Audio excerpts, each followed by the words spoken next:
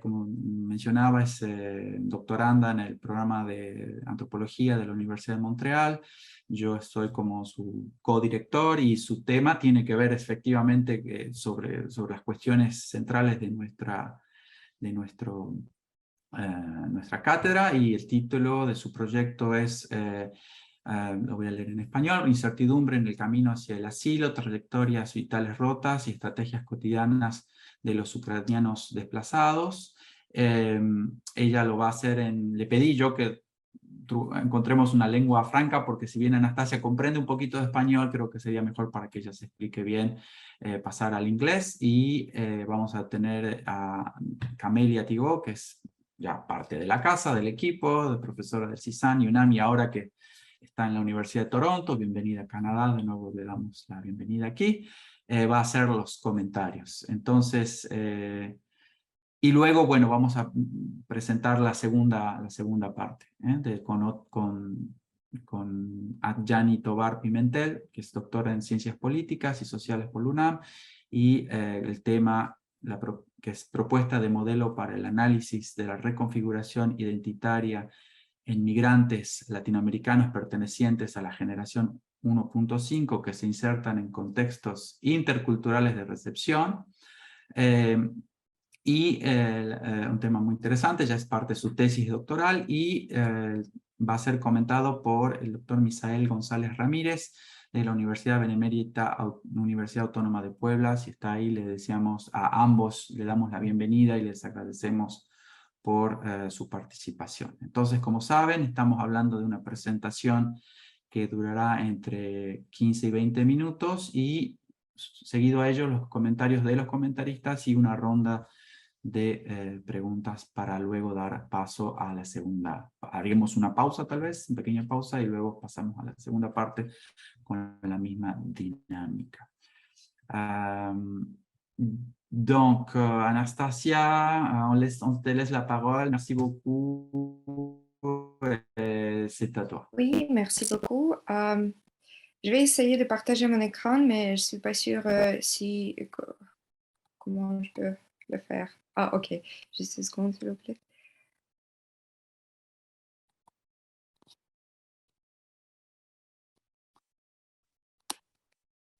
So I will do my presentation in English. I hope that's okay with you as well. The title of my research is Uncertainty en route to the asylum, Ruptured Life Trajectories and Everyday Strategies of Displaced Ukrainians. I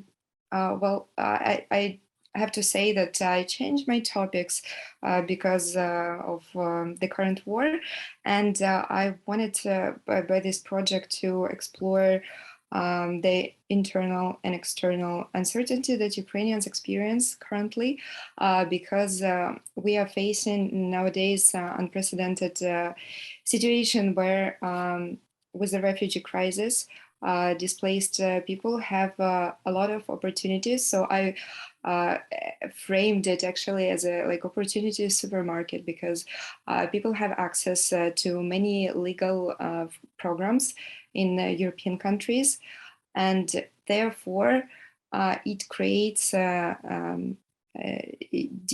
deep feeling of uncertainty about decision making, about humanitarian infrastructure, or also which is formed chaotically on the border right now between Ukraine and Poland. I'm here on the border with Ukraine in a small Polish city of Przemysl, and I'm staying here already for several months. First, I arrived to do a pre-field. I did my volunteering work, as well as I was trying to capture the situation on the ground, what is going on, and how I can actually, from what position I can look into the situation. What's happened? What is happening here, and a little bit of context. Here you see the picture. It depicts the border between Ukraine and Poland. The major route for displaced Ukrainians, they are coming from Ukrainian city in Lviv.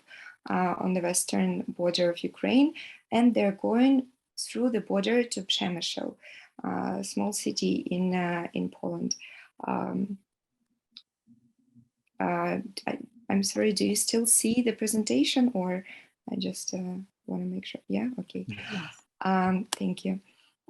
So basically, in the beginning of the war, on February 24, 2022, over 11 million Ukrainians have been forced to leave their homes. And the major route was to Poland, because Ukrainians historically have ties with Polish people because of the language, because of cultural proximity. So it became the main route. And in spring, up to 50,000 refugees have been arriving each day in the small Polish town of Przemysl. You can see it, it's close to the border, right on the border actually, with Ukraine. And the city itself is not big. It's only 60,000 people living in there, 60,000 Polish people. And for this city, such influx of refugees was actually a shock for host population as well as for city infrastructure. So that is why it created also a huge influx of international volunteers and huge international NGOs and organizations, and it created a very chaotic humanitarian infrastructure, about which I will tell later as well. So now the situation is slightly different. It changes, I would say, every week. Because of the changements of the situation on the ground. And now it's only 25,000 Ukrainians arrive into Przemysl every day, and around the same amount of people live in the city. So basically it creates this constant movement of people in this small Polish city, which never experienced such dynamics. I wanted to round my research around the concept of uncertainty, because that's the first thing that people talk when they're describing their experiences of being displaced. They usually say, I provided several phrases. I catch myself thinking that I don't know how to continue living, or that they experience another reality and they don't know actually how to navigate their lives anymore because of the radical feeling of the uncertainty. So I differentiated this uncertainty into external and internal. So when external uncertainty refers to the unstable legal status, because Ukrainians are offered multiple opportunities of protection in Europe and in many other countries in the world, but the main word is temporal, because right now the countries are offering like 6 months to 1 year of protection, and then after this, all of them, they say it depends on the situation in Ukraine whether this status can be prolonged or not. That is why people are in this liminal legality, where they have a right to remain in the country, but whether they will be allowed to stay or whether they will have a place to return, it's very uncertain, because a lot of houses been destroyed, and economically it's not possible to maintain the level of life they had before the war. So that is why volunteers all over the world are assisting Ukrainians, as I said already. I've seen at the train station and on the border, people coming from the UK, from New Zealand, from Japan, from China, even without any language skills, and they are assisting Ukrainians. Mainly women and children are refugees because men are not allowed to leave the country because of the military situation. So that is why they have to carry huge bags with themselves, and that is why there is a need for basically manpower just to help to carry the bags, and that is what volunteering mainly doing, because they don't speak the language. And the infrastructure of humanitarian help in Przemysl is divided into 3 main transit locations. So it is Refugee Center Tesco, abandoned supermarket, which was arranged by this independent international volunteers into a huge humanitarian center, which hosted more than 2,000 people in the beginning of the war. And now it hosts every day about 200 people. Train station itself, which accepts like several thousand people every day, and border crossing between Ukraine and Poland. So here we can see how it looks like Tesco, the main refugee center. So people are sleeping in the same area. Around 300 people were sleeping in this area in July when I first arrived there, and this is the structure of this refugee center. So in the middle, you can see this rectangle. This is the place where people sleep, and all the other rooms are hosting international organizations. So there is an organization providing medical help. There is a Red Cross, Polish Red Cross organization providing transportation to different countries, UN organizations. Then they have a supermarket with clothing where they can come and take the clothes that they need. Then there are showers outside of the building. There is a place to eat where they are served free food and also registration room, the room for women and children, the room for disabled people. So you can see more or less how the infrastructure is organized in here. 2 other places, transit places, where people come and go, where people interact with volunteers is border between Ukraine and Poland. There are many tents where the international organization are once again they're meeting people. And there is a train station. In each of these transit places, people make spontaneous decision on where to go, how to live their lives after the war, because they have no understanding. The majority of people who arrive at these transit places, they have no understanding of the opportunities they have or of the legal status they have. So volunteers are there to explain it to them and to provide them about basic information about the European countries where they can go. People can make instant decision, like within 10 minutes, 15 minutes, in which country they will spend the next year of their lives. That's why actually I called my research Ruptured Life Trajectories, because there is a little point in time where people actually decide how to continue their lives after the war. So conceptually, I would like to explore the social production and navigation of uncertainty within this humanitarian infrastructure and in these 3 main transit points as a social phenomenon produced in migration context.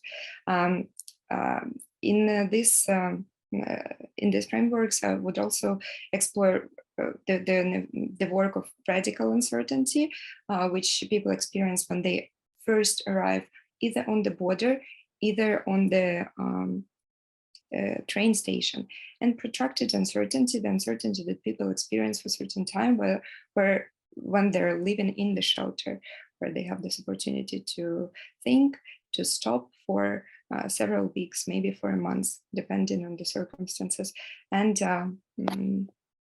plan their lives accordingly. Also, I would like to explore the concept of border work, where different social actors in relation of power and governance create this regulation of mobility. And I would like to focus on exactly several places. As I already explained, Tesco as a main refugee center. I would like to look at it as a Foucault's heterotopia of crisis, which is real place inscribed in the institution of society, and is at the same time outside of all places as Tesco. It is not in the city, it is in outskirts of the city. People do not have access to the city infrastructure, but at the same time, they recreate an infrastructure in it in a time of crisis, acute crisis. At the same time, it is known place as well as a train station, transient place where individuals pass through, and they don't identify this place with any meaning. And this place becomes a point of depart where actually people start recreating their life trajectories. These places, I would like to conceptualize them as the state of exception, controlled by humanitarian government, consisting of different actors, international NGOs, city administrations, and individual volunteers who all have different motives and different different goals actually in managing this infrastructure. In these transit places, I also would like to observe the everyday strategies of people and their interaction with volunteers as a coping strategies, tricks in the arts of doing in the meaning of the desert halls given to the strategies of everyday life. Routine of people being in the places, and then the process of decision making, the factors that influence the decision making of going to one place or not another, and actually like creating another strategies of interacting with the structures that they meet at the border, and then with the structures that they meet already in their places of temporary stay in Europe or somewhere else. So the objectives of this research is mainly to explore this phenomenon of uncertainty resulting from conflict-induced displacement, and to examine how it shapes the strategy, social practices, life trajectories of displaced Ukrainians in these transit localities. And then also to explain the protection and negotiation of this uncertainty in interaction with the humanitarian infrastructure that I just described. So the questions I ask is how this feeling of uncertainty is socially constructed by different actors, and then what everyday practices and coping strategies do displaced people develop under the condition of this uncertainty, and then how it influences the subjectivities and adaptation of displaced people to a new reality that they meet. In the beginning, I wanted to explore the transit state on the border and in Ukraine. So I wanted to compare how people interact with volunteers, how they experience this transit state on the border and in the temporary shelters in the country. So this is why you can see there are like 2 points geographically. I pointed that. But then when I arrived in Przemysl, I've seen that there are much more to explore in one place. So that is also a question that I'm asking myself now, whether I need to move to one locality instead of comparing the internal displaced situation with the refugees. So the methodology that I'm using now is basically semi-structured interviews with displaced persons and volunteers, biographical interviews with displaced persons, participant and direct observation, I pointed here internal and external observer because I'm myself volunteering at the trains at all these 3 transit places that I mentioned, at the train station, at the border, and in the refugee center, because there is a route that Ukrainians make arriving to Poland. First, they arrive through the border, and then they come to the train station, and then they come to the refugee center to wait until the train arrives or other means of transportation, or maybe to decide what route to take next. So that is why I'm saying that I'm planning and I'm conducting the observation right now in all of the 3 localities. I'm just following this path with people who arrive. And then I also wanted to make follow-up interviews in 5-6 months after the person arrives. So first, I do some structured interviews when people in this radical state of uncertainty, when they just arrive in Przemysl. And then I would like to compare their understanding of temporality and their understanding of uncertainty with when they already settle in some place in Europe or somewhere else, and what changed and what aspirations confirmed or what not in follow-up interviews with displaced persons. So the research timeline I have is from April to May. I did pre-field investigation. So that was a period when I first came, when I saw this infrastructure. And then after this, I started my participant direct observation in the places. So I plan to do this from June to April 2023. And then at the same time, until November, I'm conducting first round of semi-structured and biographical interviews with displaced person. And at the same period of time, but a little longer, until February, I plan to do semi-structured interviews with volunteers and their understanding of infrastructure they have, their understanding of uncertainty that people experience, the coping strategies that they develop, and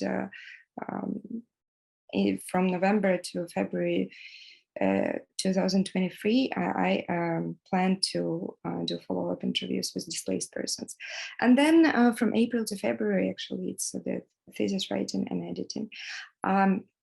Today, I wanted to pose several questions to myself and to you, probably. I think I need to have some sort of advice, because this dynamic that I see here is interesting in terms of humanitarian infrastructure power play that is going on the field,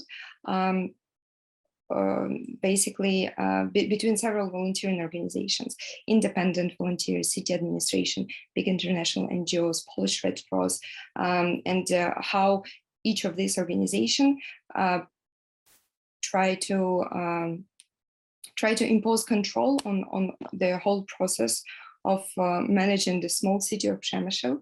And I would like to look at this deeply, but maybe for the purposes of the context of my research mostly. And then the thing that I already mentioned, first I wanted to do multi-sided field work, and then with this power play in the place, I trying to focus mostly on one field with these 3 transit locations that I just described.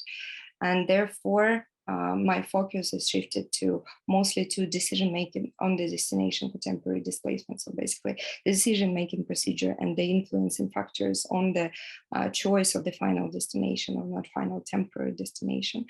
And then the problem that I have currently on the field is that it is very dynamic. As I said, it changes every week, it changes every day. And there is no guarantee, for example, that the refugee center will remain for the period of my research, because of the power play between the organizations. For example, city government doesn't really consider the crisis anymore as a refugee crisis. That is why this place is being fought between humanitarian independent volunteers who want to keep it going and the city administration who want to shut it down. So that is why it is a big question for me how to continue working in this field if in every moment it can be shut down. There are other shelters, of course, but the dynamics that is presented right now, it cannot be presented further later. And then I had also many questions about ethics of research, as I'm volunteering myself. So I'm working directly with people, helping them take decisions on their further destinations, take decisions on whether leave country or stay in the country. So they are asking me to help with very sensitive issues. And that is why whether I'm involved too much in the research at this stage or not. And another issue is the I've taken biographical interviews and semi-structured interviews, of course, present a risk of re-traumatization because usually people fleeing the country, they went through very traumatic experience of being in the midst of war. And so there are lots of literature on this. I just wanted to ask you about your position and your advice on the questions that I can raise during the interview, and risk and re-traumatization of people. And then also my position as a researcher, when I'm too close to the people with whom I work, whether I'm considering whether I'm too attached or detached with the situation, whether I consider myself outsider or insider in this research.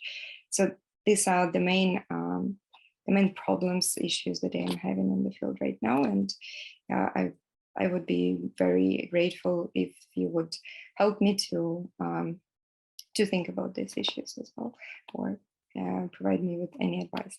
Thank you for your attention. And yeah, that's it for now. Thank you.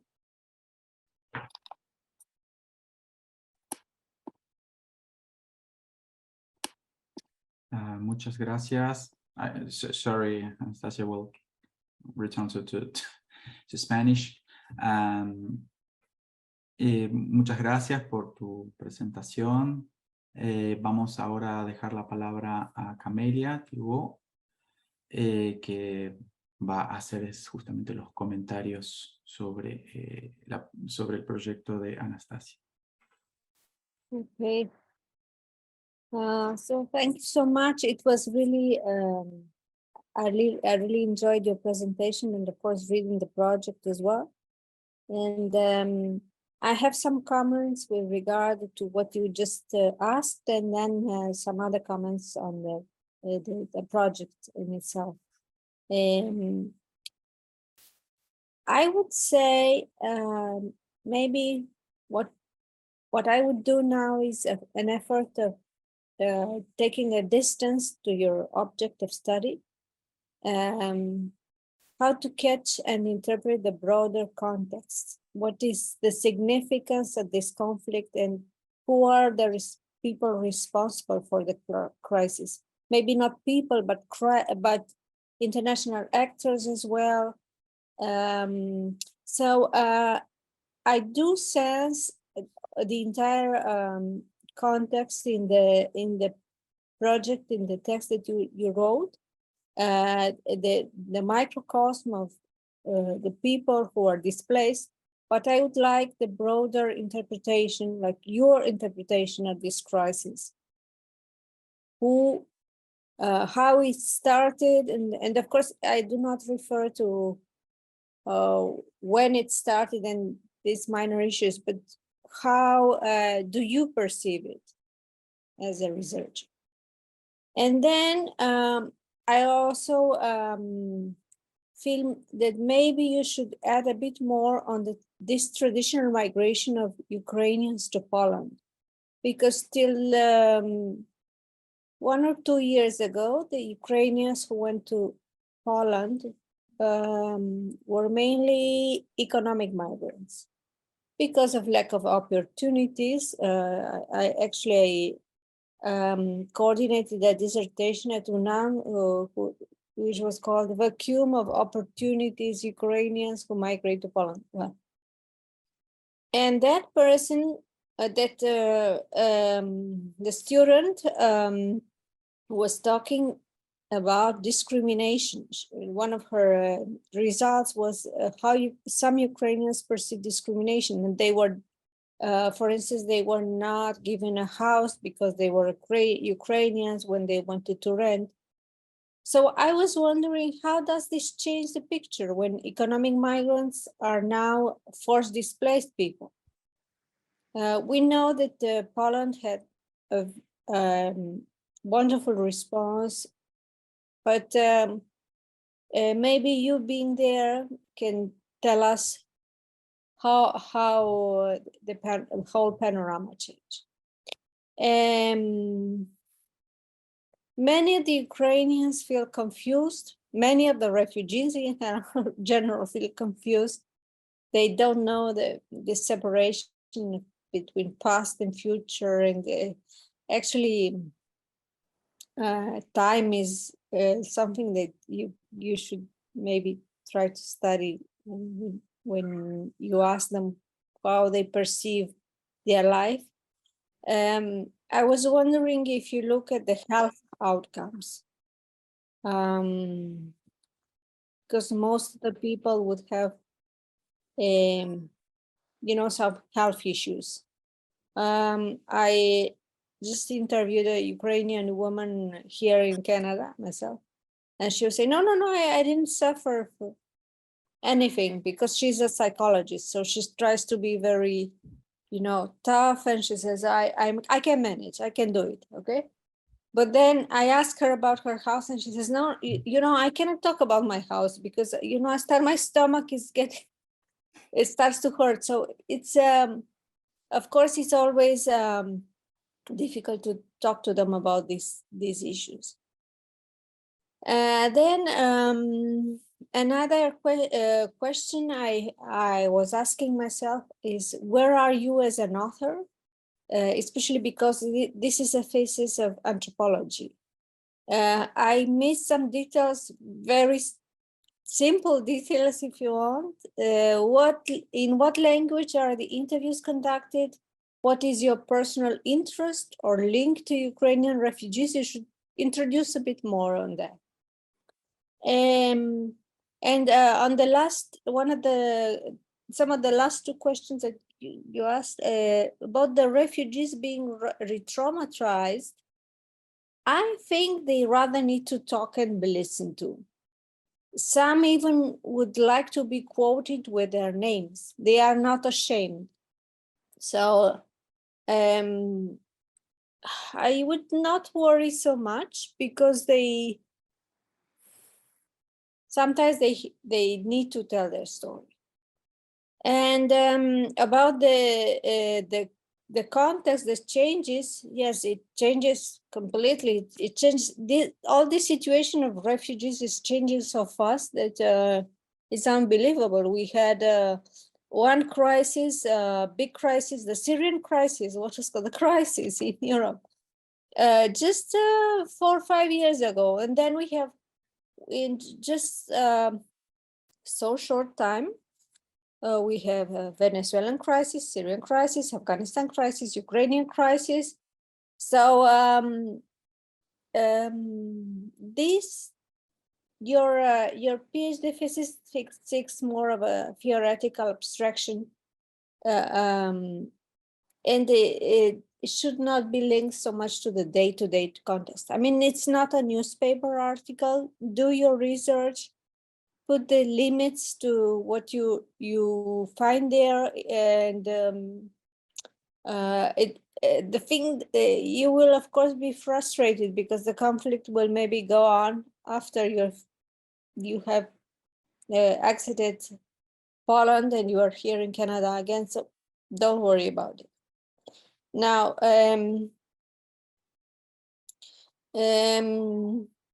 you talk in the projects at these two levels. I will now go to more specific comments. The two levels are the internally displaced Ukrainians in the small Ukrainian town of Solodvino, and then the border with Ukraine. And of course, this is great because they are intertwined. Now, I was thinking, shouldn't you maybe add a third one to the internal and regional migration displacement? Let's call it like that.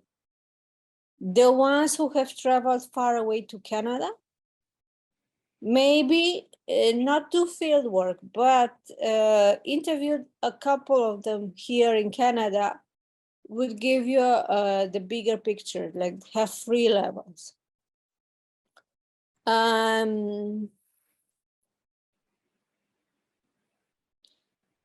About the uncertainty, which is like the key concept that you use in this project,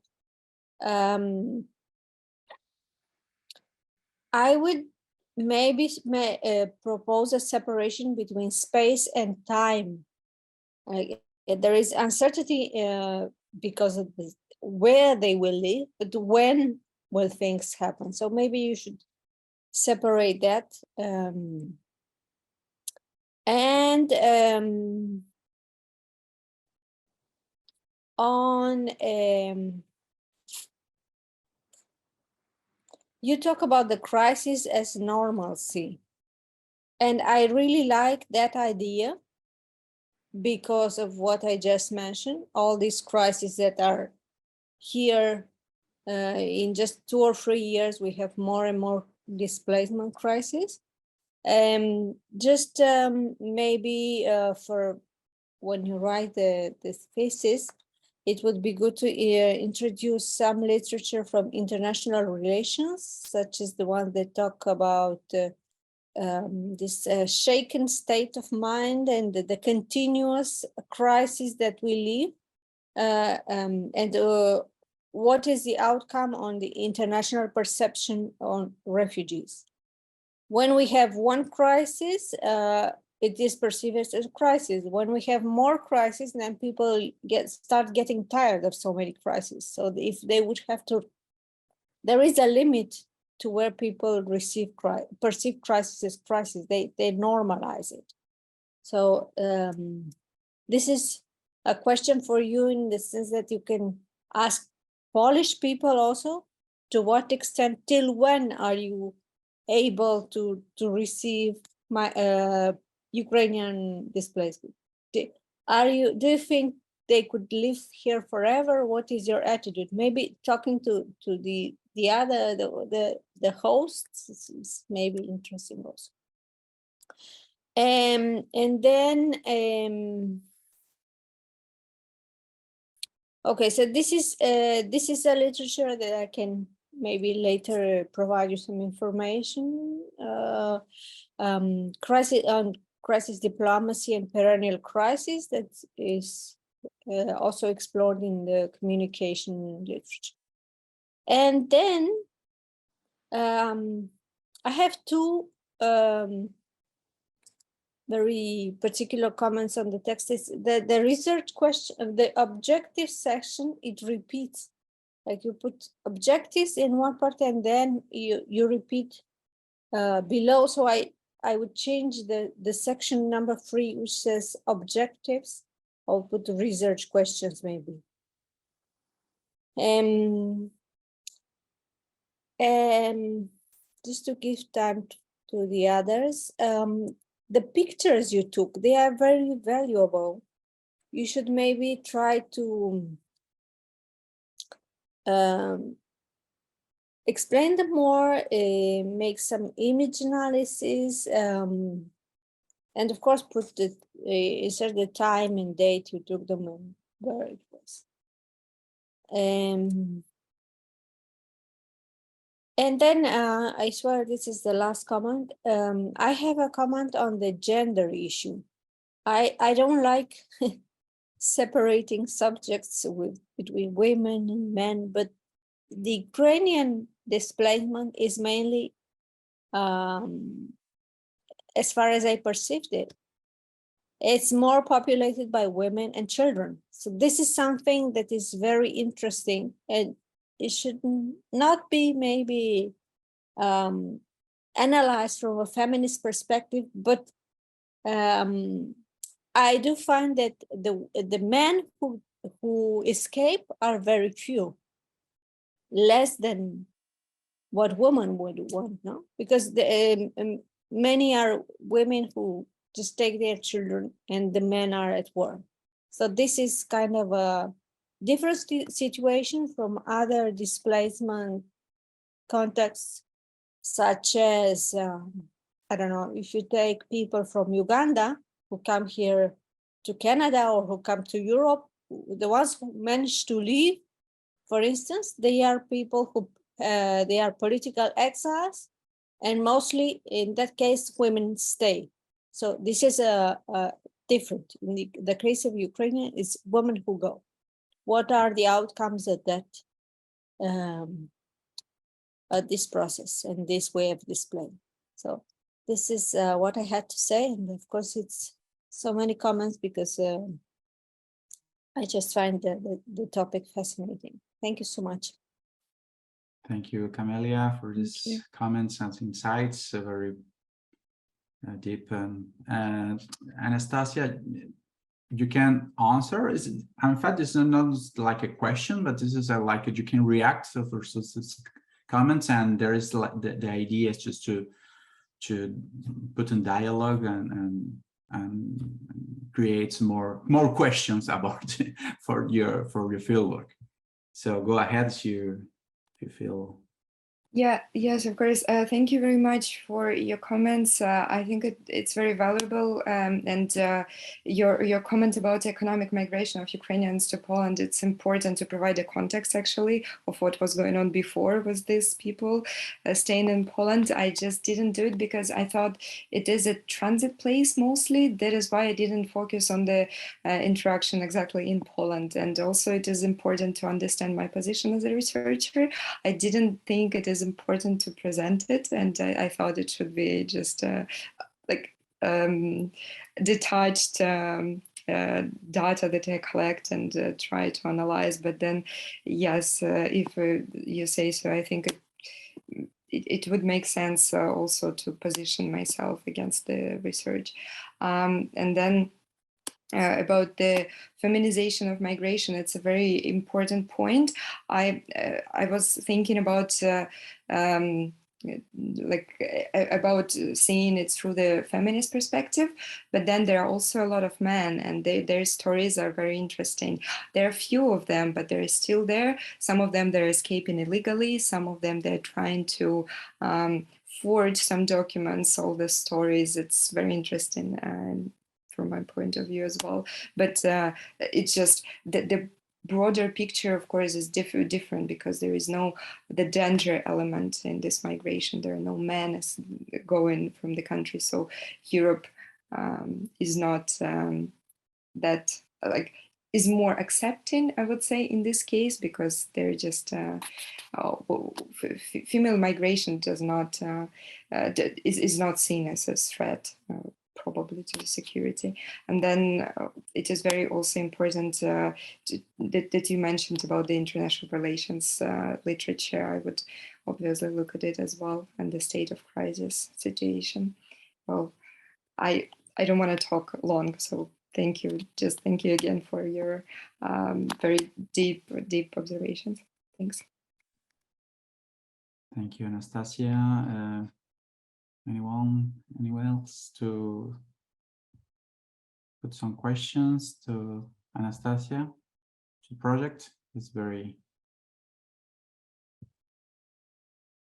the central points on, and it's true that there are some kind of temporality of the notion of the crisis, because this is when I have to say that it was not the main subject at the origin for Anastasia. She wanted to start the project that the PhD was on the non-documented or illegal migration here in Canada. So during the process of the examen de synthèse, it was the war was exploded. So she reoriented and few months all the question about that, and so she's there in the middle of the field work. But I think this the question about the broader context is very important, because right now this is like Poland is not a break. It's like a transit, because there's the Europe is just like is the place where this will be attended this kind of the migration. So this is very different as you compare with another kind of like in Mexico, where people stop there because there's a kind of vertical frontier. In this case, it's like people are supposedly welcome in Europe. So maybe this can be better explained to consider all this industrial and cosmopolitan management of the displacement, forced displacement. But it's just this. I think veo algunas manos. Delfín, Camelia también. Sí, gracias, Jorge. Perdón, voy a pasar al francés. Me voy a sentir más cómoda. Anastasia, ça va si je parle en français? si je fais el Oui, pas de comentario en souci, bien francés. sûr, bien sûr. Casi la mayoría de los que veo en los cuadritos creo que me van a entender. Merci beaucoup, Anastasia. Je crois que c'est une contribution à ce séminaire vraiment très riche. D'une part, par la qualité de ton travail et de ta présentation. Je trouve vraiment que même si on comprend que tu es en train alors pas vraiment de commencer, je comprends que ça fait déjà quelques mois que tu es sur le terrain, mais tu es en plein dans la réflexion et dans la construction de ton objet de recherche. Et aussi parce que, évidemment, ça nous permet de décentrer un peu les questionnements qu'on a, qui sont pour l'instant très américains, nord et sud-américains, mais je trouve que ça nous permet de réfléchir ensemble à des notions qui sont assez transversales dans tout ce qu'on a pu entendre dans les autres sessions du séminaire. Moi, ce que je voulais pointer, l'impression que j'ai eue, enfin les questionnements que tu poses et les premières questions de recherche que tu proposes, alors je ne sais pas, là vraiment, moi je découvre ton travail, je n'ai pas eu le temps de lire, je ne sais pas si tu avais envoyé un texte avant, mais en tout cas, là ce que je voulais poser, c'est que j'ai eu comme cette sensation, mais peut-être que c'est pour t'aider à définir un peu mieux de quel côté tu vas aller. J'ai eu comme l'impression qu'il y avait deux possibilités d'axes ou d'angles de lecture. D'un côté, tout ce que tu proposes qui me semble très intéressant sur le management de la crise, non, de la fameuse des crises migratoires. Et donc, cette orientation depuis le rôle des multiples acteurs qui sont sur le terrain. Donc, les volontaires, alors en plus, on peut peut-être un peu imaginer, parce que, je ne sais pas, en tout cas, en France, on entend parfois ces gens qui, comme ça, partent avec un camion tout seul, avec des choses, et des gens comme ça très isolés, des espèces d'électrons libres de l'aide humanitaire, la Croix-Rouge, des grandes ONG internationales, etc. Donc, cette espèce d'ethnographie du volontariat ou de l'assistance humanitaire en contexte de crise migratoire, je crois que c'est très, très intéressant. Il y a très certainement des travaux préexistants là-dessus. Moi, j'en connais peu au Mexique, par exemple, alors que je pense que ce serait un sujet intéressant, il faudrait en discuter avec les collègues. Mais donc, d'un côté, il y a cette ethnographie des volontaires, leur influence, les tensions que ça peut générer. On peut imaginer qu'il y a des postures politiques, des enjeux, des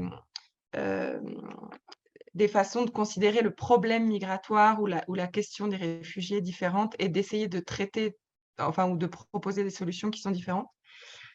Donc, je crois que là, d'un côté, il y a cette proposition-là qui me semble très intéressante.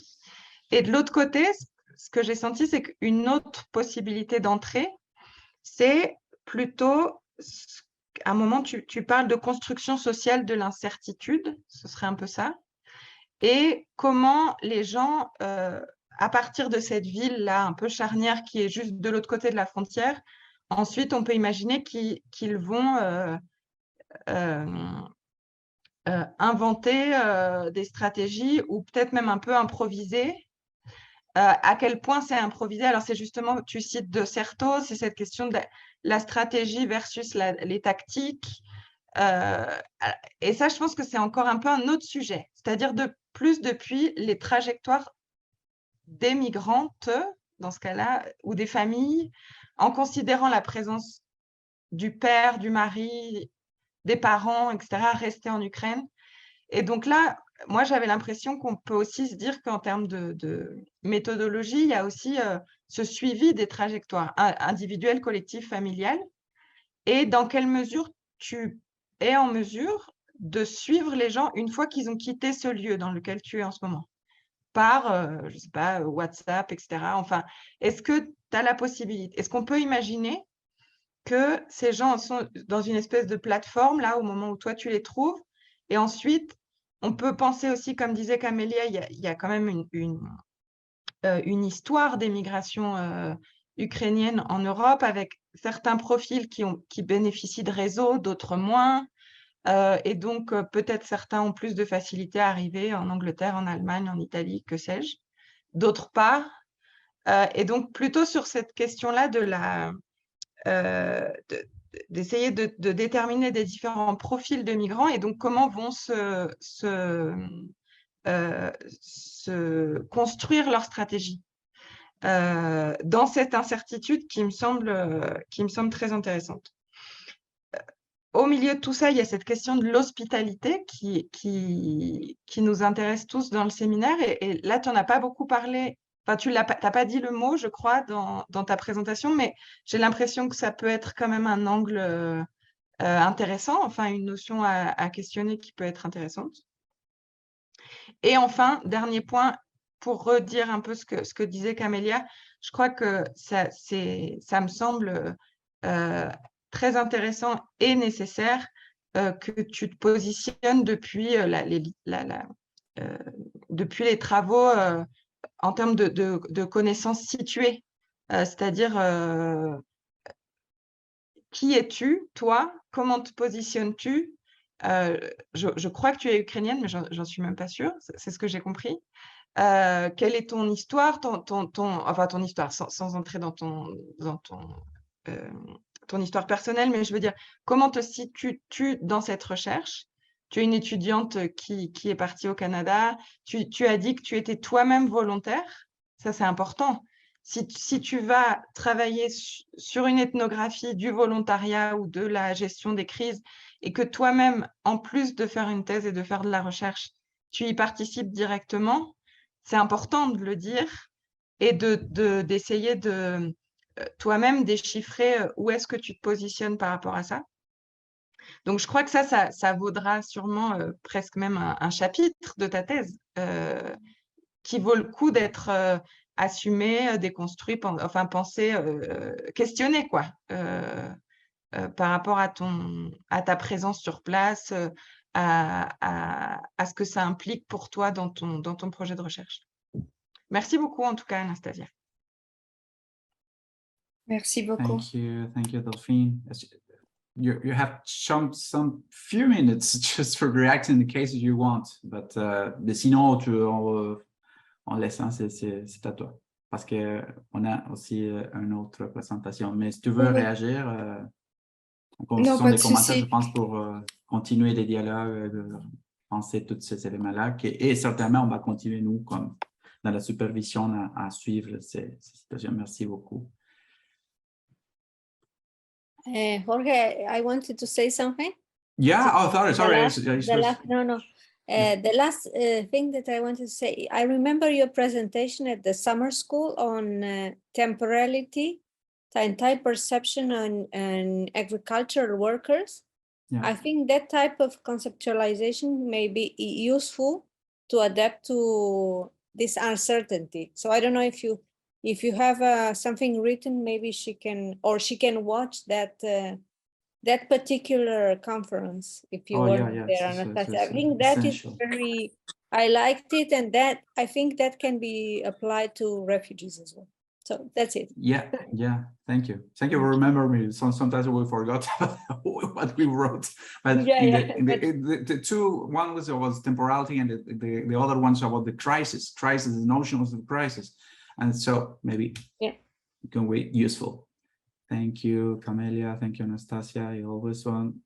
Volvemos al español. Entonces, ahora nos toca entonces presentar a la segunda presentación, que es, bueno, ya la había mencionado, pero para los que llegaron recientemente, bueno, les damos la bienvenida y nos toca entonces escuchar y presenciar el título siguiente, que es Propuesta de Modelo para el Análisis de la Reconfiguración Identitaria en Migrantes Latinoamericanos pertenecientes a la generación 1.5 que se insertan a contextos interculturales de recepción. Gran título, promete mucho.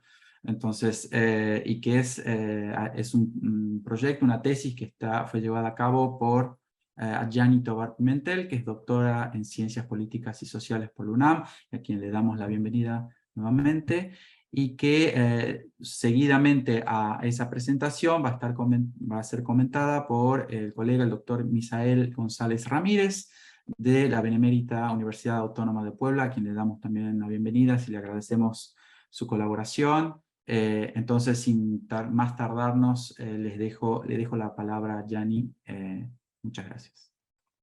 Si tienes algo para compartir, un archivo o una presentación. Sí, gracias, Jorge. Buenas tardes. Ya estábamos un poco preocupados el doctor González y yo porque habíamos preparado la presentación en español, pero bueno, la verdad es que es un gusto y un honor estar por acá.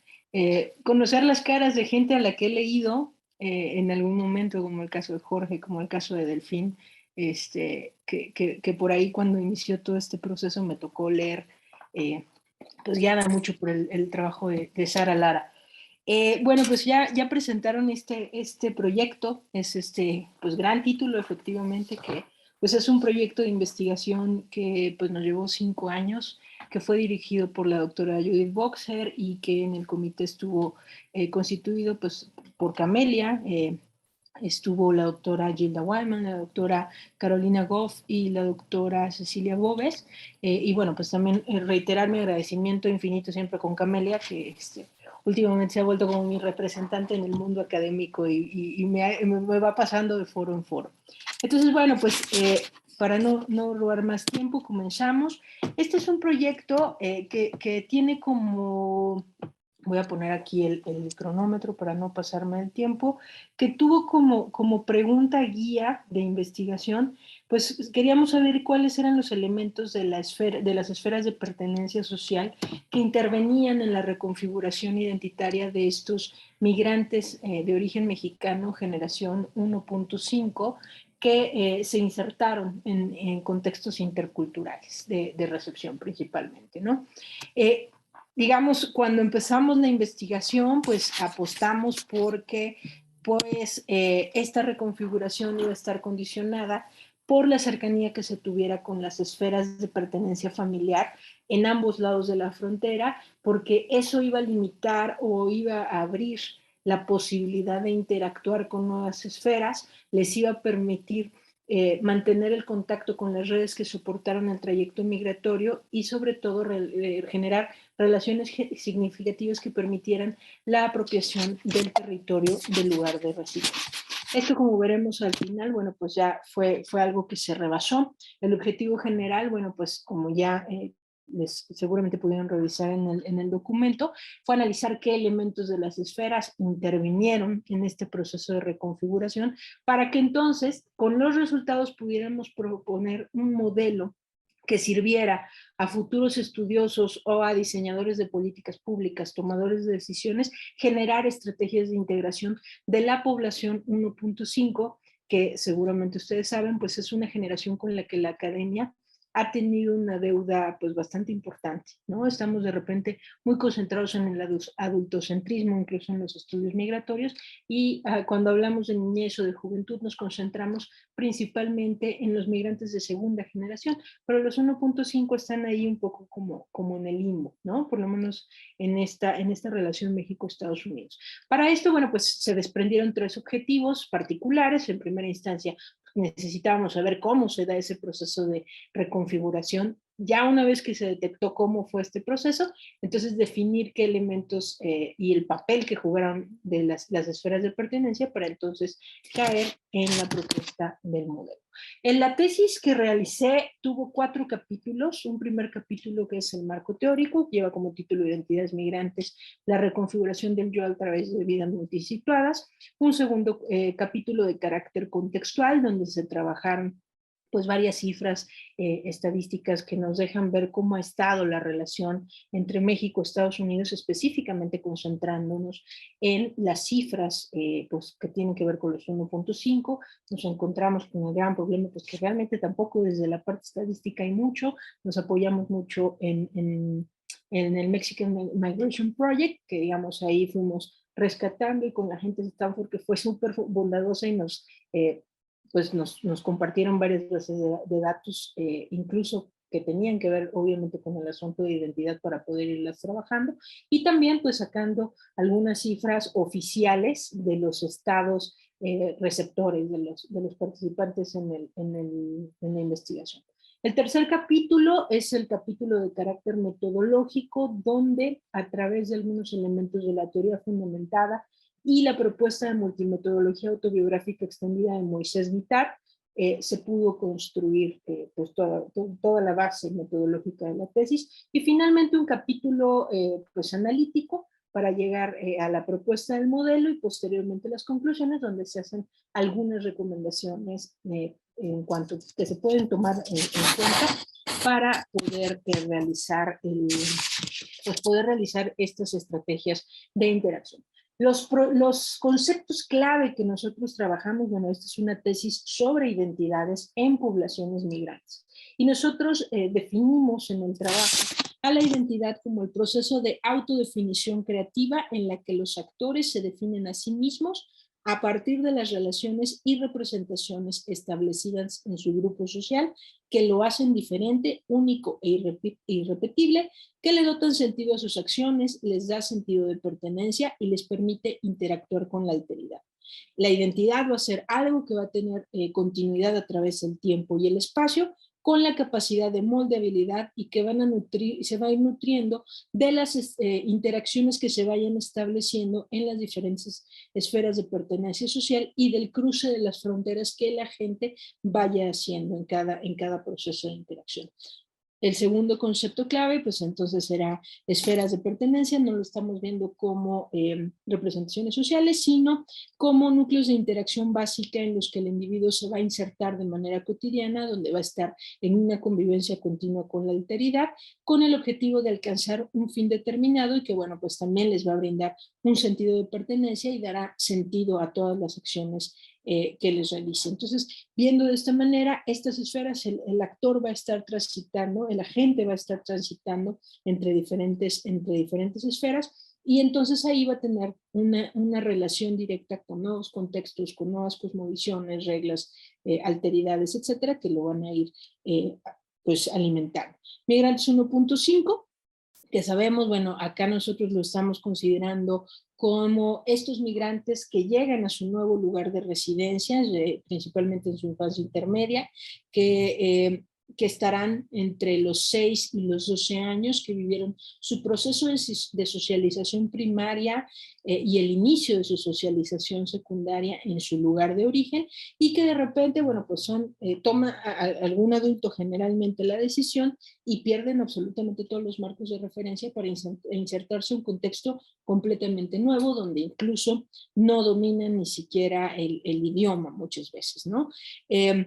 Entonces esto los lleva pues a convivir constantemente con la diferencia y bueno, en el nuevo lugar pues tienen que vivir, o sea, se enfrentan de pronto a un mundo donde tienen que vivir su instrucción escolar y que bueno, generalmente fueron acompañados por la madre o un cuidador colaborativo al nuevo espacio, ¿no? La reconfiguración, bueno, pues tomamos el concepto de configuración de Norbert Elias, entonces, pues Elias lo que nos dice que esta configuración parte de una serie de componentes que van a entrar en juego en cada relación social en la que establecen los individuos, donde constituyen la sociedad a la que van conociendo y que los va diferenciando como individuos únicos, ¿no? Y en cada interacción que establezcan van a ordenar la vida, van a darle sentido a la vida que tienen. Entonces, en nuestros actores, la configuración se da en su primera socialización, en sus procesos de socialización primaria, en el lugar de origen, y la reconfiguración se dará posteriormente en el nuevo lugar. El diseño metodológico, bueno, pues esta investigación se realizó entre agosto de 2017 y agosto de 2021.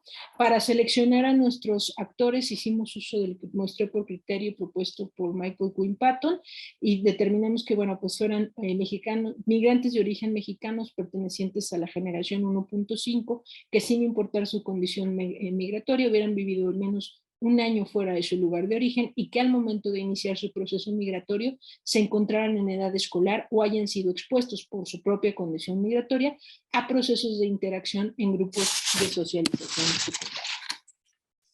Retomamos, como ya les anticipaba, esta propuesta de multimetodología autobiográfica extendida propuesta por Moisés Guitart en 2012, de la batería de pues, actividades o pruebas proyectivas, digamos.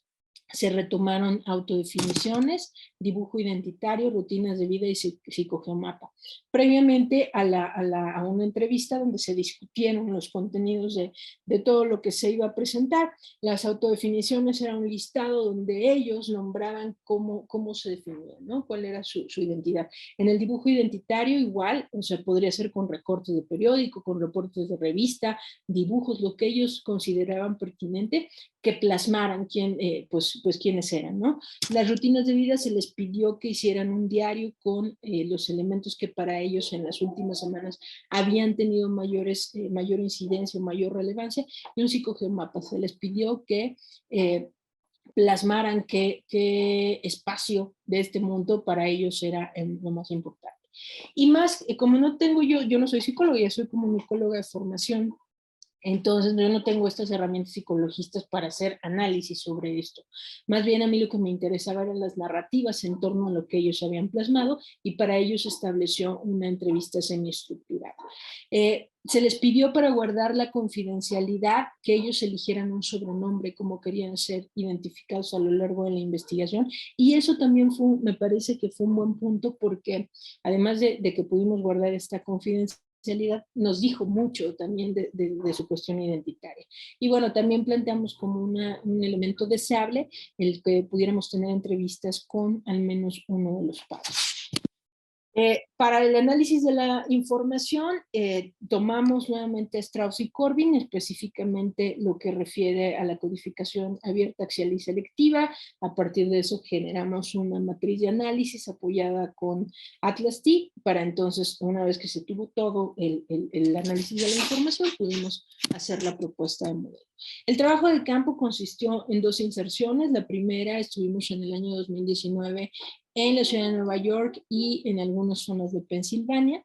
Esta inserción a campo fue de manera presencial. Sin embargo, bueno, pues por la pandemia que ya todos sabemos del COVID-19, pues la segunda inserción tuvo que reconfigurarse también todo el proyecto. La hicimos de manera virtual y creo que también nos vino bien en ese sentido, porque pudimos alcanzar a un mayor número de migrantes en diferentes estados, ¿no? Eso fue lo que el comité tomó la decisión bueno, o sea, sí nos vamos a modelo virtual para no esperarnos más, pero pues vamos a tener otra diversidad de estados, ¿no? Representantes que estuvieran en otros estados. Para estas inserciones tuve yo apoyo de Coalición Mexicana, una asociación con sede en la ciudad de Nueva York, del Consulado de México en Fresno, del Consulado en Detroit, y de algunas redes personales que también me ayudaron a llegar a los informantes. En total, digamos, para el estudio, porque se obtuvo más información, pero en el total tuvimos 12 migrantes, 1.5, 10 que nacieron fuera de territorio estadounidense, es decir,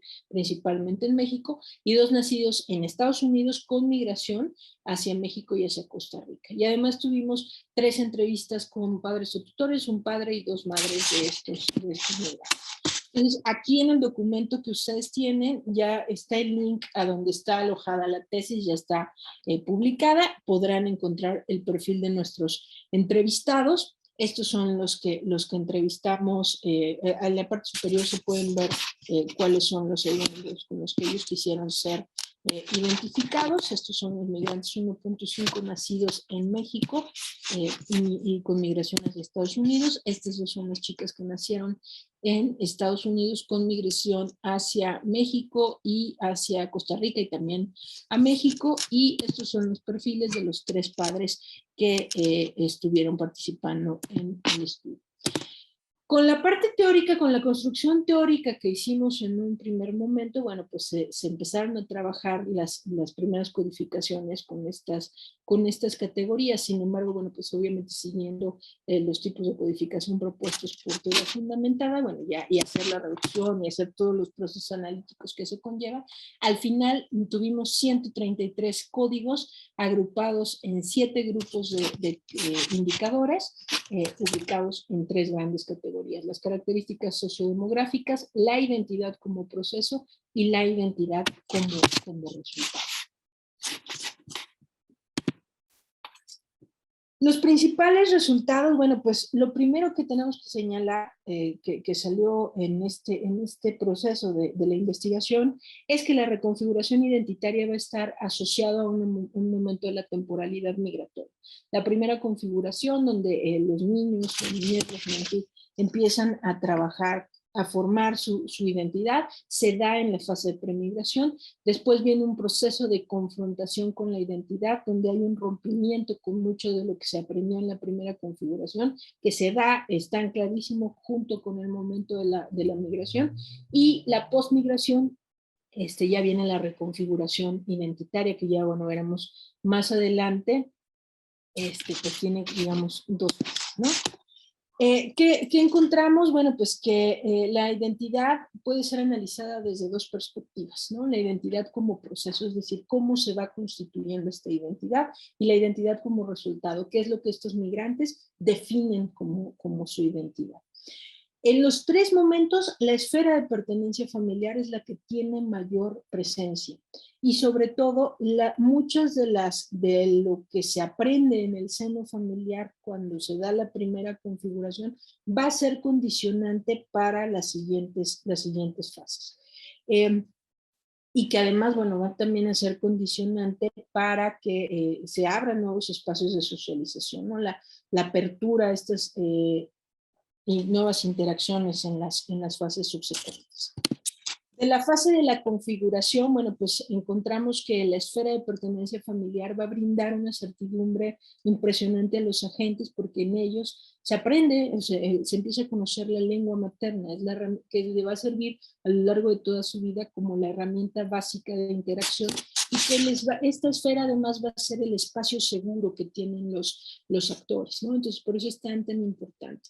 En esta etapa encontramos que la esfera de pertenencia familiar se constituye por la familia nuclear, es decir, mamá, papá, hermanos, todos tienen una familia, digamos, bajo este esquema, y la familia extendida, ¿no? Donde existe, pues generalmente provienen de familias pues con una relación cercana a los abuelos, a los primos, a los tíos, y que existe por ahí una figura que nosotros pusimos acá como cuidadores colaborativos que apoyan en esta parte de la configuración. ¿Qué cosa más encontramos? Bueno, pues que el contexto familiar va a ser clave para brindar certidumbre o no a lo largo de la vida, y que les va a permitir, va a ser muy condicionante para ellos el que puedan aceptar, o el nivel de reconfiguración de la identidad. Algo que vimos es que aquellos chicos o chicas que provenían de contextos familiares estables, con condiciones económicas pues solventes, etcétera, fueron quienes sufrieron más a fondo los procesos de reconfiguración. Para aquellos que venían de contextos familiares, pues a lo mejor problemáticos, con violencia, con alcoholismo, con condiciones económicas precarias, entonces la migración representa un salvavidas, ¿no? Para muchos de ellos, y así lo reconocen. En esta primera etapa, la esfera de pertenencia escolar, porque todos inician su proceso de instrucción en los primeros años, pues es el espacio donde comienza su socialización secundaria, y donde ellos empiezan a identificar sus primeros grupos de pertenencia fuera de la familia, y donde se empieza a generar una identidad colectiva.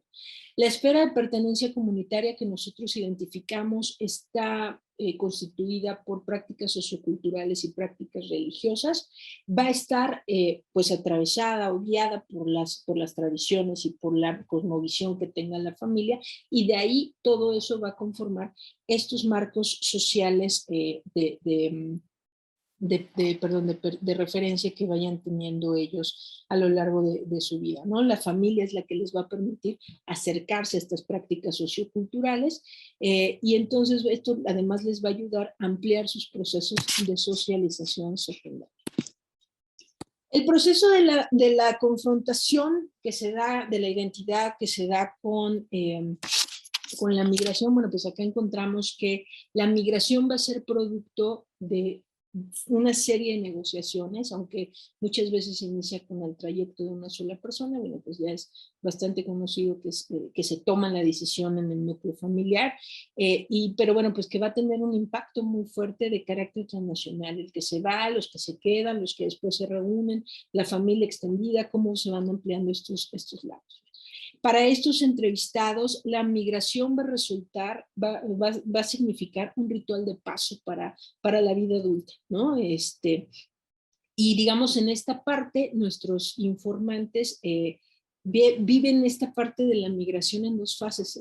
O sea, esta confrontación la viven en el momento que les es notificado que se van a mover, cuando se da, porque también tuvimos casos que no supieron hasta que ya empezaron el trayecto y después de varias horas de estar escondidos a lo mejor en una camioneta o con gente que no conocían, cayeron en cuenta que estaban migrando, y ya el momento de la movilidad sobre todo, ¿no?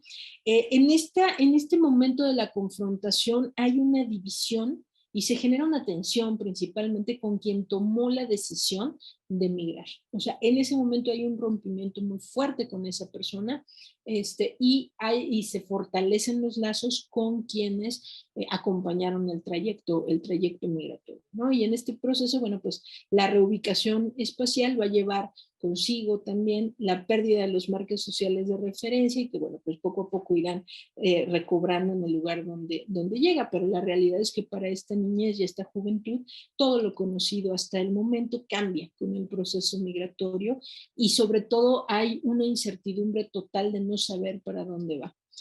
No se sabe realmente si podemos recuperar eso que se está perdiendo, o por lo menos en este momento, así ellos lo vivieron, ¿no?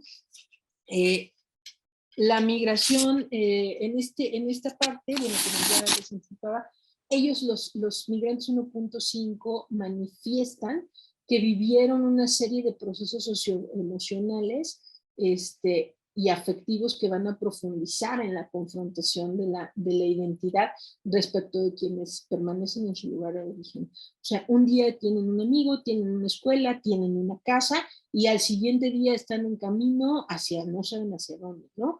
Entonces, para ellos algo también importante es que una vez que inician el trayecto, pues no se quedan en un solo espacio, sino que los flujos y los procesos migratorios ya se vuelven parte de su vida. No es la única migración que van a enfrentar ya, pues digamos, una vez iniciada la primera, y digamos cada vez va siendo más atenuante, pero siguen teniendo estos mismos sentimientos de lo que van trabajando. Lo que sucede en la reconfiguración de la identidad, bueno, pues encontramos que esto recupera mucho pues de lo que sucedió, tanto en la configuración como en la confrontación de la identidad. Entonces, la reconfiguración de la identidad inicia con el momento de la confrontación marcada por la inmigración y logra estabilizarse una vez que logran integrarse al lugar de destino, y eso lo van a hacer cuando empiezan a encontrar relaciones significativas con otros chicos que pueden estar en situación similar, o cuando ya empiezan a sentirse ellos pues mucho más estabilizados, ¿no? Lo que pudimos constatar es que, pues eso, que los chavos empiezan a sentir pues ya aceptados a partir de ciertas relaciones significativas, que empieza a haber una apropiación incluso del territorio, pero bueno, mejor no me adelanto ahorita, voy presentando cómo está esta cosa. Otra cosa que pues salió en los resultados es que toda la familia, o sea, de repente el proceso de reconfiguración identitaria, los chavos y las chicas lo viven de manera muy solitaria. ¿Por qué? Porque todos los miembros de la familia que emigraron o que se están reintegrando, etcétera, están viviendo sus propios procesos, ¿no? Aunque es una cuestión, una decisión familiar, etcétera, los adultos también se están enfrentando a los procesos de adaptación, y aun cuando hay ciertas actividades que involucran a toda la familia, digamos, cada uno está viviendo y es su propio proceso, y eso hace que los niños y los adolescentes estén como mucho más solitarios en esta parte, lo cual lleva o sea, están como en un proceso de tratar de sobrevivir, ¿no? Al nuevo entorno, a entender qué es lo que está sucediendo, y entonces eso lo único que va a hacer va a acentuar la separación entre los padres y los migrantes 1.5, y eso pues va a generar a acelerar los procesos de autonomía, ¿no? Otra condicionante, la clase socioeconómica y sociocultural, pues van a ser determinantes para la adaptación y la aceleración de los procesos de autonomía. Los migrantes 1.5 al llegar a la escuela, sobre todo, pues van a encontrar pues ciertos programas donde van a ir aprendiendo el idioma, y entonces eso va a hacer que su proceso de adaptación se acelere un poco más, pero además van a ayudar, de repente ellos se vuelven agentes que van a servir de traductores, que van a servir o sea, van a jugar un papel crucial en el proceso de inserción de los padres al lugar de destino. Tenía una entrevistada, la chica de los sueños nos decía, es que yo tenía 5 o 6 años y ya como, o sea, ella llegó muy pequeña, llegó a los 3 años, entonces a los 5 ya dominaba un poco más el idioma que los padres, y entonces si nos cobraban una factura de la luz mucho más cara, o si mi madre se enfermaba y teníamos que ir al doctor, yo era quien traducía esa edad. Entonces, porque además los padres no, o sea, están como mucho más concentrados en pues tratar de obtener recursos para tratar de solventar las necesidades primarias, ¿no? Entonces, digamos, no se involucran mucho, están muy concentrados en los enclaves culturales de origen y no van jalando hacia aprender el idioma, ¿no? No ven como esa necesidad, y entonces los niños se vuelven como los traductores de todo eso, ¿no? La esfera de pertenencia familiar es donde ellos se exponen completamente al nuevo mundo, y entonces les permite pues afianzar estos procesos de reconfiguración, porque además ahí van a encontrar pues a la alteridad, ¿no? Constantemente, y pues van a poder entender y reapropiarse del nuevo espacio en el cual están llegando. Otra cuestión que resultó, pues que bueno, encontramos que a menor interculturalidad, es decir, estos espacios que son menos amigables con las comunidades migrantes, existe una posibilidad de utilizar la identidad como un recurso creativo. Todos los migrantes en algún momento, independientemente de su condición socioeconómica, de si manejaban o no manejaban el inglés, de su estatus migratorio, si fue indocumentado o documentado, si tenían una residencia, etcétera, al final vivieron un proceso de discriminación en un nuevo lugar de residencia. Y entonces lo que... Gianni, perdón que te interrumpa. Si puedes ir cerrando, yo sé que cumplo ese rol terrible, pero porque luego va a haber comentarios y a ver si podemos, yo sé que tienes mucho es fantástica y fascinante el tema, pero si puedes ir cerrando un poquito para que pueda haber comentarios y diálogo. Por supuesto. Perdón y muchas gracias. Acá digamos ya, pues a lo que se llega, este es el modelo. No es un proceso que sea lineal, es un proceso donde los 3 momentos van a estar todo el momento pues, presentes. Estos serían los indicadores que tendríamos que considerar. Pues en el momento de la configuración, pues la familia nuclear, cuál es la historia, la estructura familiar, la frecuencia de interacción entre la familia nuclear y la familia extendida, porque otra cuestión que resultó es que aquellos que tienen una cercanía muy alta con la familia extendida, una familia extendida muy amplia, no necesitan, son un poco más cerrados para los procesos de socialización. Tenemos que analizar la esfera de pertenencia escolar, cuál es el rol de los docentes, los procesos colectivos, cómo se va generando esta identidad colectiva, y de igual manera pues también tenemos que analizar pues cuáles son esas prácticas culturales y religiosas en el lugar de origen, ¿no? Estos son los elementos, las dimensiones que se tendrían que observar de la configuración de la identidad. En la confrontación, como ya les decía, bueno, pues hay una división o un alejamiento con la esfera de pertenencia familiar, específicamente con el tomador de la decisión, se fortalece con el acompañante migratorio.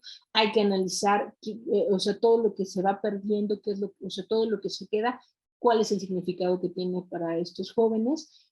analizar indicadores como quiénes facilitan la migración, cuáles son las redes que soportan el trayecto, la condición migratoria con la cual se movilizan, que también es muy importante, y las rutas migratorias también serán indispensables. Ya en la reconfiguración, bueno, pues el centro está en la esfera de pertenencia familiar, y aunque hay cierto distanciamiento con la esfera familiar, pues ahí permanece, ¿no? Hay que analizar la constitución de la familia, el trabajo remunerado cuando pues quién está entrando a eso, quién está a cargo del cuidado de los menores, porque muchos de los migrantes 1.5 asumieron el papel de los cuidadores colaborativos. Hay que ver qué pasa con la lengua materna, el manejo del segundo idioma, y sobre todo la integración al lugar de destino. Acá se va a dar una vez que logren insertarse y sentirse parte de la esfera de pertenencia comunitaria,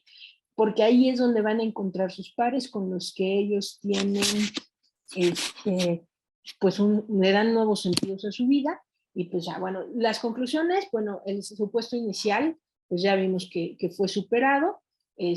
Hay varias cosas por las cuales yo ya no me detendré acá en esa parte, pero acá digamos algo que se tuvo es que la comunidad, la esfera de pertenencia comunitaria es lo que hace sentir a los migrantes 1.5 parte del grupo y sentirse integrados. La multimetodología autobiográfica extendida, acá pongo algunos ejemplos de lo que nos presentaron, nos permiten explorar las huellas discursivas del yo a través del tiempo. El nivel de interculturalidad va a ser un condicionante para medir la intensidad de la reconfiguración. Las TIC, algo súper interesante que no se había considerado tampoco, pues es una herramienta que va a soportar la red social transnacional. Incluso les va a permitir tener una cercanía con aquellos que saben que en algún momento, o sea, saben que es parte de su familia, pero realmente mucha gente que no se conoce, con la cual no hubo convivencia y con la cual les permite seguir tener contacto. Y bueno, pues un poco hacia la parte de ser, o sea, de la parte de la identidad como resultado, bueno, pues el ser migrante generación 1.5 es ser parte de un grupo que tiene que aprender a navegar en nuevos espacios y en los marcos sociales de referencia que adquieren en la primera infancia, que les permite desarrollar habilidades cognitivas y sociales para convivir en y con la diferencia. El bilingüismo les permite vivir vidas multisituadas, ser parte de un espacio social transnacional donde van a converger historias narrativas que van a ir construyendo en el encuentro con la alteridad, y que, bueno, sobre todo les va a permitir tomar decisiones que consideren ellos para su futuro. Es ser parte de una generación que aprende a reinventarse en un espacio al que no decidieron moverse, donde deben redefinirse en el reconocimiento de no formar parte del grupo que sí tomó esa decisión, ni de quienes forman parte de su familia, pero que tienen total acceso al disfrute de beneficios y derechos como migrantes de segunda generación, y de, por supuesto, de los migrantes, de los originarios del lugar del destino, y eso los hace muy sensibles con la realidad de otros migrantes. Como ya les decía anteriormente, pues la identidad es utilizada como un recurso con el cual ellos van a solventar los procesos de discriminación y les permiten mitigar efectos negativos que la condición de ser extranjeros les trajo. Y bueno, pues igual acá todas estas fotografías y demás, bueno, son parte de las actividades de la multimetodología autobiográfica extendida que pues me entregaron. Muchas gracias. Muchísimas gracias a Gianni por por el trabajo, sobre todo el trabajo muy interesante, original, y convergen una cuestión hasta interdisciplinaria sobre la cuestión generacional, la reconfiguración. Sin más tardar, voy a dejar entonces la palabra para los comentarios del doctor Misael González de la Universidad de Benemérita de Puebla. Muchas gracias y le dejo la palabra. Muchas gracias por la invitación. El trabajo de Gianni, tuve la oportunidad de estar en un seminario de investigación hace bastante tiempo. Compartimos trabajo en conjunto de cuestiones migratorias. y pues se ve la madurez de cómo ha ido avanzando en este proceso de aprender sobre los migrantes, ¿no? Siempre fue su trabajo sobre esta generación 1.5 y encuentra ciertas cuestiones muy valiosas. La forma en cómo identifica que la generación 1.5 es, yo creo, de los migrantes, es una de las más vulnerables, porque, como bien lo mencionaba Gianni, primero no deciden irse, y en segunda, no tienen una solidez identitaria como persona, porque pues todavía están muy jóvenes, muy pequeños, y están en un proceso de formación. Por eso es interesante cómo ella va, digamos, trazando esta ruta desde la premigración hasta la posmigración, y cómo se van encontrando en situaciones que ellos llegan a un punto crucial, que es yo creo que la parte más importante del trabajo de Gianni, es de que esa reconfiguración o esa, digamos, identidad final la encuentran justo en el momento en que encuentran a pares, ¿sí? Que se encuentran con las mismas situaciones. Creo que es un poco lo que todos pasamos a lo largo de nuestra vida y nuestra adolescencia. Obviamente, la dificultad de los migrantes 1.5 está precisamente en que están en otro país y que muchas veces pues no entienden bien a bien cómo está organizada la sociedad, cómo están las diferencias sociales entre su familia como inmigrantes y los chicos locales.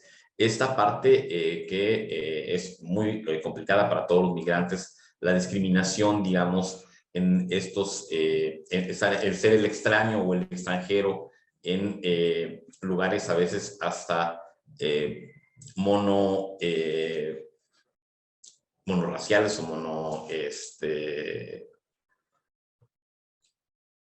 culturales, ¿sí? Que ahí son las partes más duras. Entonces, creo que el trabajo de Gianni pues muestra, ¿sí? Muchas partes interesantes en las que creo que se podría, como ella misma lo pone al final de su texto, muchas otras preguntas donde podríamos encontrar, ¿no? El modelo, otra parte que me gustó, que está casi al final, en donde ella explica que también no nada más es necesario, digamos, que los chicos lleven, o los migrantes más jóvenes, los generación 1.5, lleven ese proceso de adaptación, sino también los padres. Sí, creo que eso acompañaría de manera muy importante, y en algunos casos de asociaciones de migrantes y de grupos de migrantes en varias zonas de los Estados Unidos, intentan precisamente hacer una especie de sistema de mentoría a partir de enseñarles patrones culturales a los chicos, pero digamos, relacionarlos con un par o con personas mayores que les enseñan partes importantes de la cultura, y eso refuerza mucho la identidad. Entonces, creo que el trabajo de Gianni nos permite, primero, dar luz a algo que se estudia muy poco, que es esta generación 1.5, que comúnmente, como ya bien mencionas, hablamos casi siempre de migrantes de primera generación o de segunda generación. Y esta es, digamos, una generación hasta cierto punto poco estudiada o un tanto cuanto olvidada, dada la juventud con la que salen, pero es hasta que personas como Gianni pues podemos encontrar qué pasa con esas generaciones, ¿sí? Cómo interactúan en un entorno que es muchas veces adverso, pues desde el viaje, ¿no? Y además, estas situaciones diferentes que se enfrentan a partir de la base familiar en la que ellos crecen, que los impulsa o los imposibilita como para tener una adaptación mucho más suave, ¿no? Entonces, creo que el trabajo es bastante interesante, y creo que nos abre las puertas para pues, seguir investigando a esta generación 1.5, que, bueno, es una de las más vulnerables, porque ni siquiera, digamos, llegaron a la mayoría de edad en sus lugares de origen para tener algún tipo de documento o de identidad, digamos, personal o de nacionalidad más que el acta de nacimiento, pero llegan a un país donde pasan toda su vida o buena parte de su vida sin algún documento que respalde su identidad, digamos, como nacionales de un país, ¿no? Y además de la profunda vulnerabilidad que tienen al ser inmigrantes indocumentados. Y todo esto, bueno, es una serie de condiciones muy complejas a la que esta generación se enfrenta. En mi caso, yo soy profesor universitario, llevo 20 años trabajando aquí en la universidad y a lo largo de este tiempo me ha tocado también estar cerca de chicos, aquí en Puebla, en la zona sur del estado hay una gran migración en la ciudad de Nueva York y otros lados. Y muchos chicos que crecieron en Nueva York vienen a estudiar su licenciatura y están aquí en la universidad y hay un proceso, digamos, complicado de adaptación.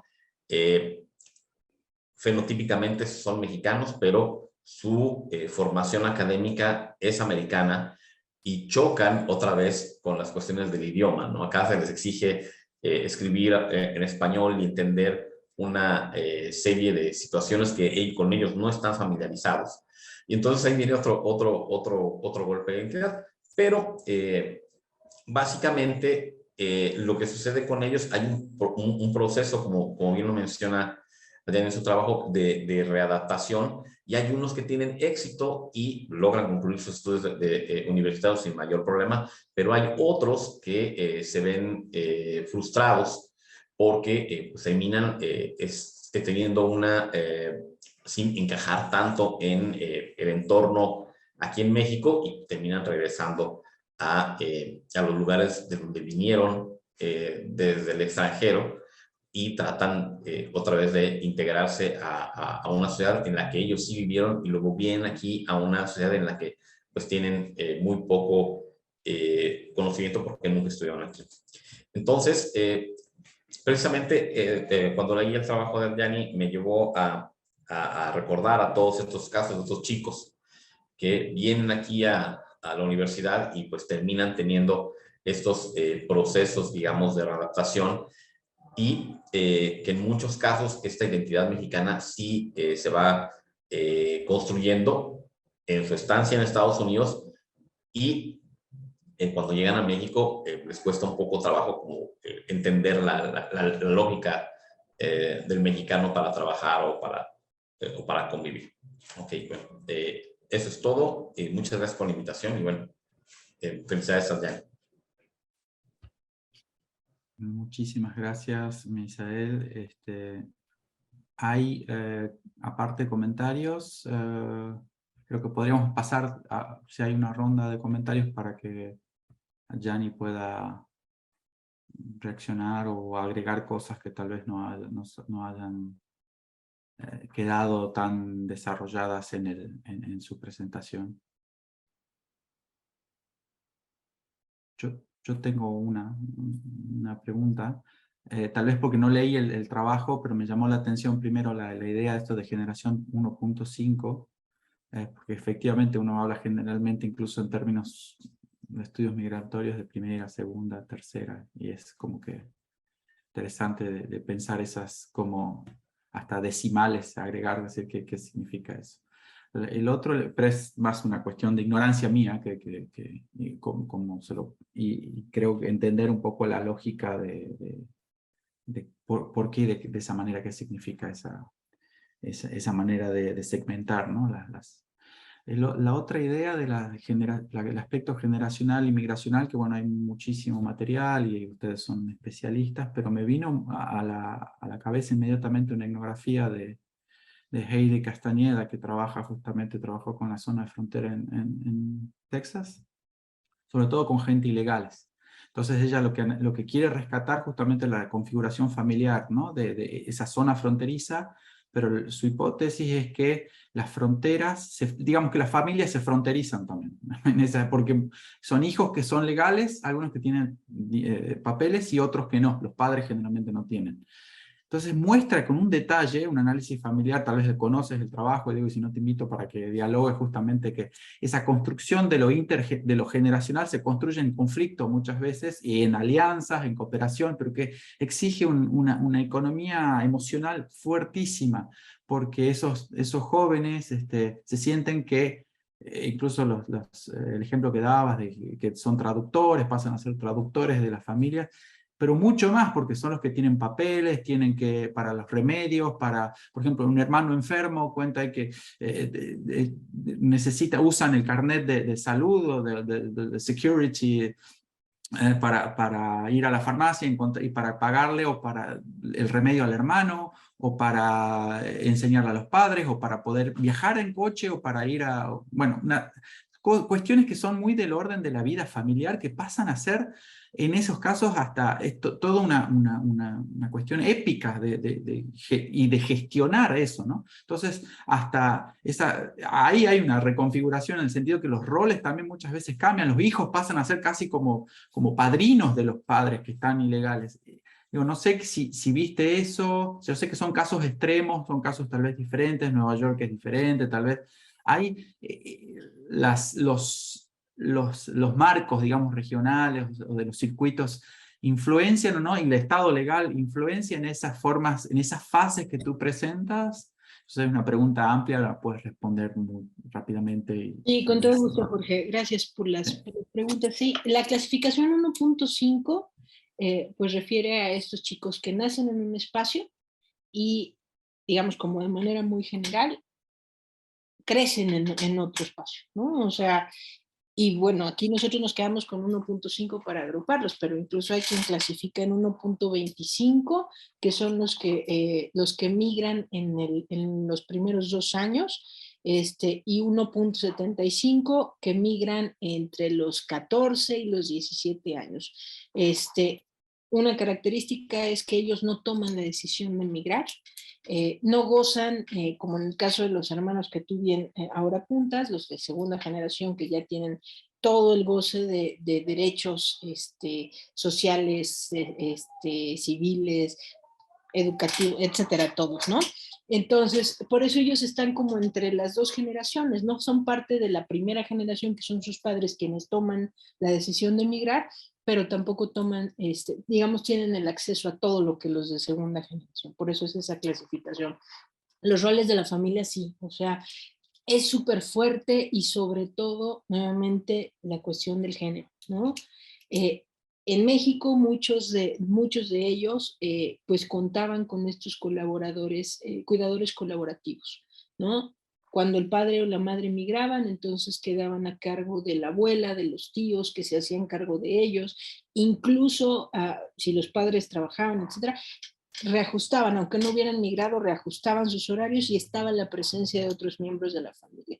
Cuando migran, además de estas cuestiones que ya platicábamos hace un rato, de pues que se vuelven traductores, etcétera, es súper fuerte ver cómo ellos asumen el rol, o sea, como si ellos fueran los padres, pero además también, o sea, tengo el caso de una chica, Isa, así pidió ser identificada, que a sus 8 años ella tenía que ir o sea, saliendo de la escuela, tenía que ir a recoger a su hermano de 5 años y hacerse cargo ella absolutamente de todo, porque el padre y la madre estaban fuera en el campo trabajando, entonces ella se hacía cargo de absolutamente de todo. Ya cuando tiene 12 años, además se le suma un bebé, ¿no? Entonces dices, o sea, súper fuerte, súper fuerte. Y además ellos dicen que los hermanos pues los reconocen como esto. Otra cosa muy fuerte que me encontré es que varios de ellos que tienen carácter indocumentado no conocían esta característica, ¿no? Hasta que ya llegaron a los famosos techos de cristal, ¿no? Entonces empieza a haber como cierto reproche nuevamente hacia los padres porque nunca les dijeron, ¿no? Nunca entendían por qué no podían salir del estado, nunca entendían por qué el resto de sus compañeros iban a ciertas cosas, etcétera, ¿no? Y otra cuestión también bien importante es que sí de los padres, o sea, el que los padres no se movieran en otras esferas también iba condicionando su propio desarrollo, pues, social, psicoemocional, etcétera, porque los padres muchas veces tenían miedo, sobre todo en el caso de los indocumentados. Ahí sí es muy diferente a los padres que viajan documentados, porque además pues son padres que cuentan con estudios de licenciatura, posgrado, etcétera. Entonces, los procesos de interacción son diferentes. Pero aquellos que no tienen en esta condición muchas veces no quieren ni siquiera salir. El idioma se vuelve una barrera muy fuerte para ellos, y no conviven con otros padres, ¿no? Entonces, eso los va limitando, no les permiten, o sea, llega, sí, ya como todos sabemos, en la etapa de la adolescencia empieza a haber pues choques culturales muy fuertes, ¿no? En cuanto a lo tradicional de las familias mexicanas. Y lo mismo sucede con los padres, o sea, con los migrantes hacia México. Lo mismo, es más, yo creo que también los procesos de reconfiguración de identidad ahí es más fuerte, ¿no? Porque ellos vienen como de un espacio, pues esto, un poco más liberal, un poco más libre, y entonces, digamos, ahí sufren de discriminación porque el resto de los papás de sus compañeros o compañeras dicen, oye, a ver, ¿por qué esta niña está aquí a las 8 de la noche y no, o sea, no tiene nadie que le diga, o sea, que se tiene que regresar a su casa? Entonces los empiezan a segregar poco a poco. El manejo del idioma, a lo mejor pueden hablar un poco español porque provienen de familias de origen mexicano, pero enfrentarse a o sea, ya al idioma gramatical se vuelve un caos. Y ni les digo todo lo que, o sea, todo lo que sufrieron por haber manejado perfectamente el inglés, ¿no? O sea, los procesos de discriminación más fuerte fue de mexicanos hacia chicos estadounidenses de origen mexicano, justo por este tipo de cuestiones. No sé si con esto respondo, Jorge. Oh, sí, muy rico. Me imagino que tienes mucho material, así que invitamos y yo me invito a leer tu tesis. Espero que esté disponible. No sé Sí, si ya hay está otros en base de datos. comentarios. Si no, creo que... Bueno, la idea es también, las reuniones son una ventana para conocer trabajos de diferentes disciplinas, perspectivas, y estamos muy contentos porque estamos logrando ese objetivo, y agradecer nuevamente a todos, a Camelia que organizó la sesión, a Anastasia. Thank you, Anastasia. Maybe, I don't know, maybe it's good morning because it's 1 a.m. maybe it is in Poland. And thank you for your endurance and your presentation.